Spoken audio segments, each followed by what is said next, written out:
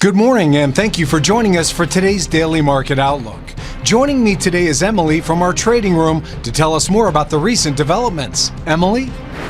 Gold prices rose to a more than 1 month high after the latest US economic data pressured the Treasury yields further, following a soft core inflation reading this week that increased bets for a more dovish Federal Reserve policy. US stocks were modestly lower, swaying between slight gains and declines after a jump in the prior session, as investors eyed the most recent corporate earnings and gauged economic data to determine the path of Federal Reserve rate cuts. Cryptocurrency exchange Coinbase has reintroduced Bitcoin-backed loans in the United States, giving users the ability to borrow against their digital asset holdings. The new product line allows US account holders, excluding residents of New York, to borrow up to $100,000 in USD coin using their Bitcoin holdings as collateral.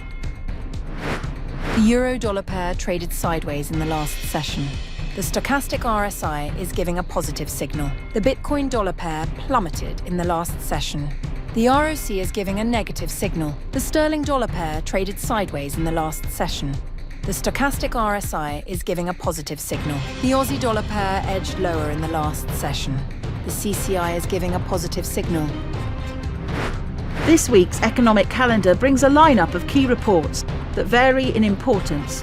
Market participants should remain alert, as these events may trigger significant price movements and affect trading conditions across major asset classes. As we await these data points, it's wise to prepare for the market's reaction.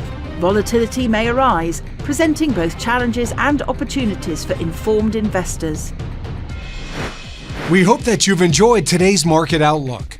On behalf of all of us here, we wish you a productive trading day.